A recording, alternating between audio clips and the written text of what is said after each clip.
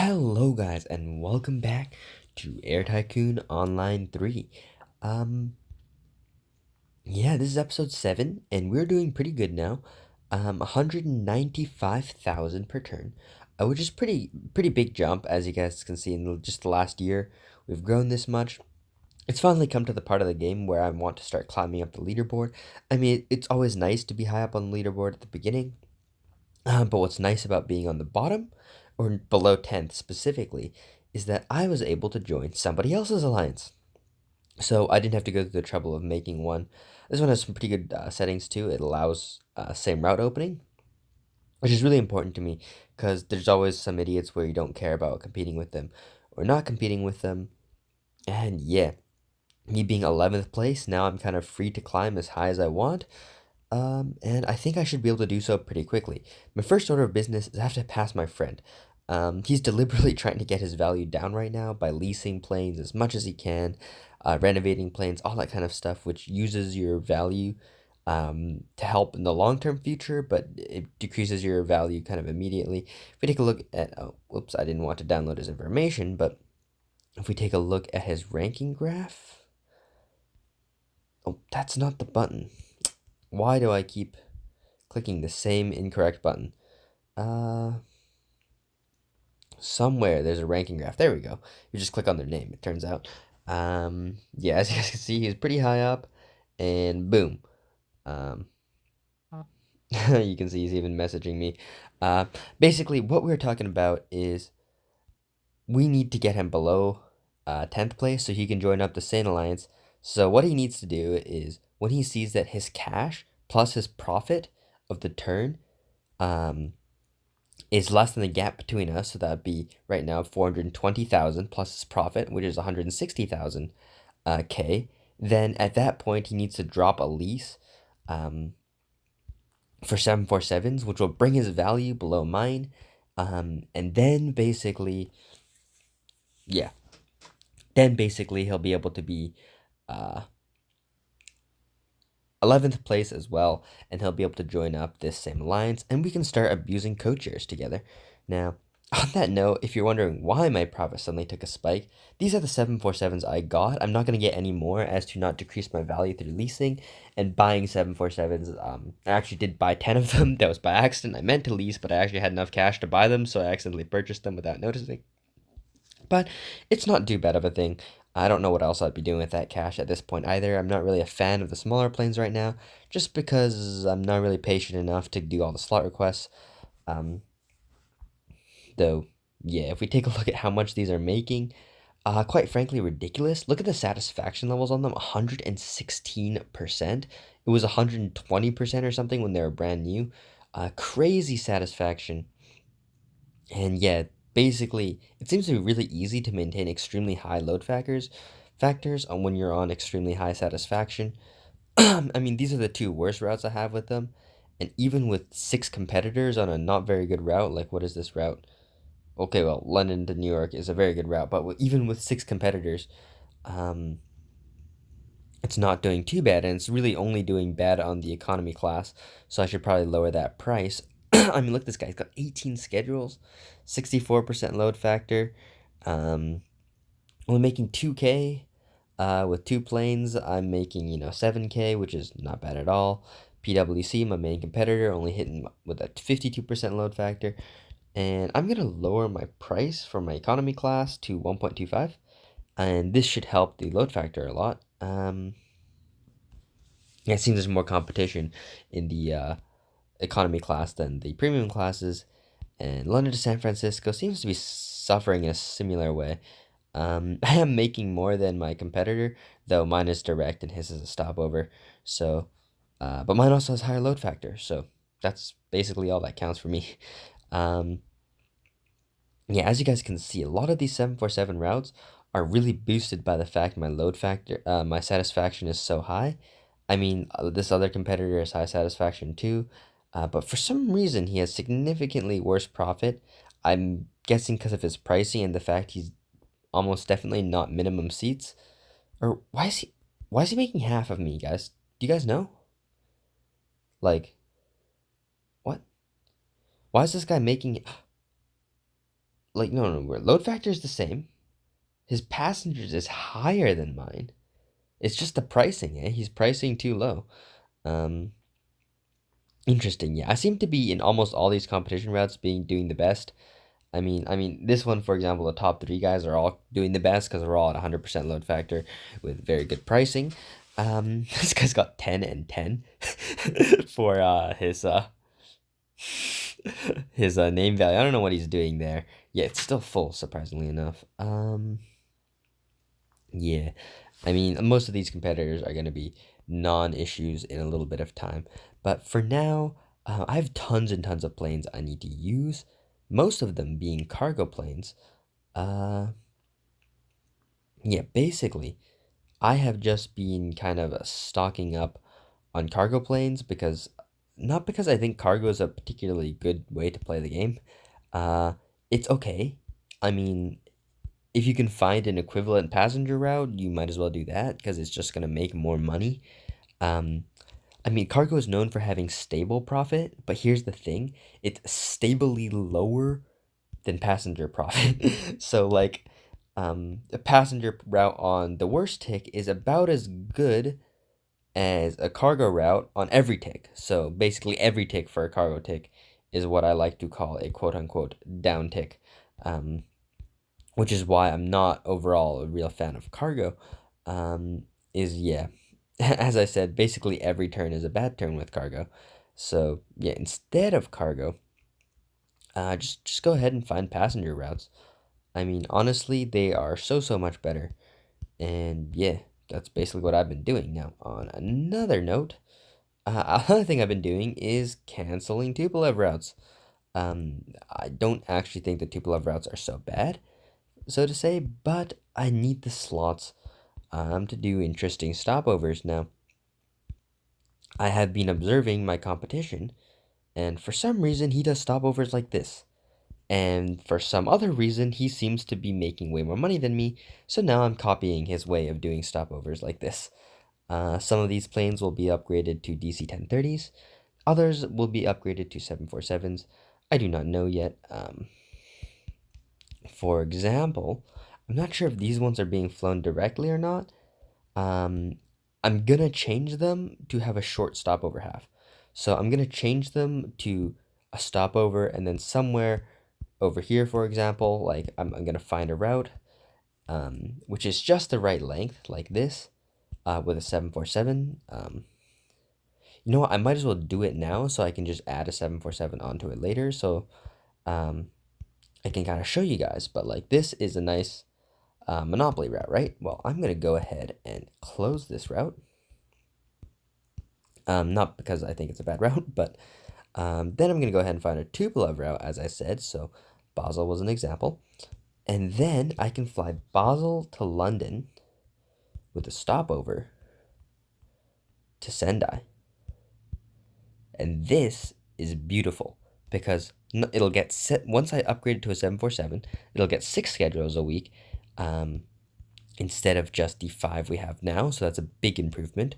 And then, for whatever reason, this tends to just make so much more money than balanced size stopovers when the route is big enough. And of course, these routes are big enough, but not all of them are. Now, is this already stopover for me? No, it looks like I'm just direct and oh no, we're both doing stopovers of the same manner, it looks like here. Why is this making more than mine? Do you see this? Oh, he's literally just spending less money on satisfaction. Do you see this? Um, that's one way to play the game, but once these planes get big, mine will be full and his will be empty. So he's making more money now, but it's gonna be very interesting. I've had experience with this before. Um, where I was him basically making more money on every route initially. And then once they became big planes, I had a big amount of regret. Um, but yeah, it does seem I have not taken most of these in direct fashion. The ones I have taken in direct fashion, I'm going to be looking to find a nice stopover pair for it. Um, Maybe I could do something like Luxembourg to London to Sapporo. That looks pretty good. Um, Oh, that's too short, apparently. So I need to find something slightly farther. Like Pescara and Napoli kind of route would probably be pretty decent. That's a bit too far. Maybe Milano. Nope, Milano is too close. Okay, Venice is the perfect range. So we're gonna go ahead and close Venice. And we're gonna get and close Sapporo. And yeah, basically what I'm gonna be doing is I will once I can get 747s, which will be a little bit in the future. As I said, I'll just repeat this because it's kind of weird, but I have to wait for my friend to pass me or get passed by me in value so that he can join an alliance. Then we can go ahead and drop those orders for 747s. I'm really, really tempted to anyway, guys. But if I do that, unfortunately, I will never, ever get passed by him basically in value. Yeah, I'll never pass him in value, and then he'll never be able to join an alliance, and that's not good. Yeah, that is really not good. Yeah, I can sacrifice a few turns of profit uh, for that cause. I think it's worth it. But now, the best part about this, as you guys can see, is I've just opened up a whole bunch of slots to use. What am I going to do with those Tupolevs? Probably nothing. Like, Tupolevs are pretty useless um, at about this era. Uh, yeah, they basically no longer have a purpose because they take too long to use.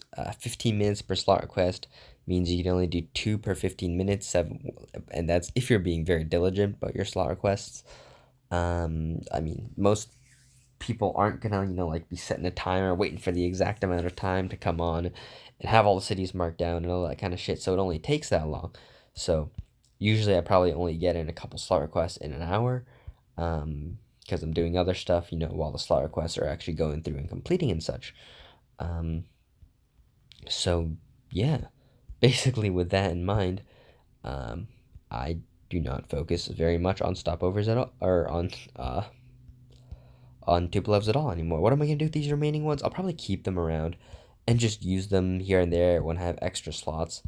They're once again they're always and always will be good for holding slots, but now that I discovered that you can just use like long range planes for all the closer routes as well. And whoops, as you guys might have just seen, the video just cut off abruptly. And the reason for that is, well, I ran out of storage space. So, yep. A little bit of an interruption there. But yeah, we can continue on just doing what we were doing. Just opening. Wow, that's a really big. What? That's like. It's such a random city to be so big. I don't think it's usually that big, Like, I mean, what am I supposed to say? Um. Yeah, but like what I've been doing nowadays is like I've just been making these stopover routes not very particularly interesting, I guess. It's pretty standard stuff. I should now throw some low quality service on the Agadir half. Hopefully I remember to set the service and stuff well for the other half, but let me just check that. Hold up. And yeah, I did. But yeah, as you guys can see, we're just getting a pretty thorough coverage of all the cities with airports. Uh, Not too many we haven't done to London. I mean, there's Akita, so we'll go ahead and order some slots there. I mean, we're just trying to um, get everything kind of done, I guess. Oh, here's another one. Kathmandu to London. Wow. My main competitor guy has not even noticed at all yet. This route, as you guys can see, is way too short to be able to get a stopover half in Europe. So I'm going to have to pick one somewhere in North America wherever I can find some slots. Looks like we got Montreal. Montreal is a competition route. I'm not too concerned. He really likes this 5 schedule things stuff. I don't mind using 4 schedules a week. I mean, I'll just use a bigger plane than him in the future instead, and it should accomplish about the same thing. Plus, in the future, I'm gonna want to use big planes for almost all the routes just to put pressure on him. Um, I could free expand like I normally do, where I just kind of pretend the competition isn't there and just expand into other open demand. But I like that way of playing is a very vulnerable but also very fun way of playing. Um, but it's vulnerable in the sense that you are really susceptible to somebody targeting you in competition. And yeah, that's something I discovered basically, you could say, the hard way, the very hard way. It was not good when that happened to me. In my last world, I think I had to quit because my profit just got too low. When I had like 1,000 something planes and I was trying to replace them with like no money, ooh, couldn't do it. So yeah, it can be pretty rough in this game if you don't have a good start. Um, but yeah, as you guys can see, I'm just doing some dumb shit right now, like cargo. I mean, I don't give a shit about cargo really, but I mean, I might as well just make some cargo routes. They're not unprofitable at all, and they'll help me get the last cargo unlock, which will help me get a small boost in value, which should help me shoot past my friend, which hopefully happens before he comes home from work, because otherwise I'll be really bored for the whole day because I have nothing to do for today on a Friday. Yeah, um, unemployed life. Mm, so yeah. Anyways, let me just take a look at some stuff to round off this video, I guess. Yeah, here's the cargo routes, as you guys can see, growing pretty nicely. Here's the quest and the cargo tonnage. We got nice growth there, almost there. In terms of leaderboards, I'd rarely check this anymore, but look, I'm not first on passengers. This guy has an unholy amount of passengers. 3 million. Let me look at this. Like, passengers in Toggle. And where is he based in? This guy based in LAX? Huh. Well, I'm based in LAX too. He's based in Dubai of all. And Lagos? This guy's a gemmer, yo. Okay, well, I don't want to, guys, but I'm hella tempted. Because, I mean, I could use these credits to be incredibly profitable, 180 of them, but this is way more fun. I mean, I want to allocate probably like at least 40 of my credits just looking at competitors' information, so here we go. Oh my god, 414k, so he is making a lot more money than us, but I'm just so curious, like, what is he doing? Oh my god, those cargo routes are making so much money because they're uncontested, of course, but jeez. Look at these. All right, so here's a list of routes to compete on, basically. He has good satisfaction, though, so I'm not even sure if it's worth it like that. He runs all direct, no stopovers, meaning shouldn't be too bad to compete with, I think. He's got some weird hubs, yo. He's got some weird hubs indeed. I mean, he's running a lot of routes which like are just terrible on occupants. He's got freaking code shares already. Um, yeah, like Lagos to Bordeaux. Oof, that's a pretty rip route. Wow, he's making good profit though. I will say that much. But times the amount of planes he has, not too impressed. Not too impressed. So it looks like these guys probably gemmed at some point, or they're just playing well. I'm not really sure. But we'll catch up with them, guys. We'll catch up with them. This might be a first place world, actually, come to look at it. This guy's probably making a little bit more money. I won't look at his company yet. Um, Let me just take a screenshot of what I saw. Just so I have some future reference. So we got 414k. Let's just take a look at his margins. Pretty terrible. And how much is he spending on service and advertising? It's the more interesting thing for me. 200,000 on service. So this guy's going heavy on the service. Yeah, I'm only spending 83,000, which is the maximum amount I can spend. So I'm pretty sure that guy has maxed out on service expense too, which is not a good sign because he will be hard to compete with. And I'm pretty sure the next guy is not doing that, so he will be easy to compete with. So yeah, it's gonna be an interesting game. Anyways, hopefully you guys enjoyed. I'll see you guys next time. Peace.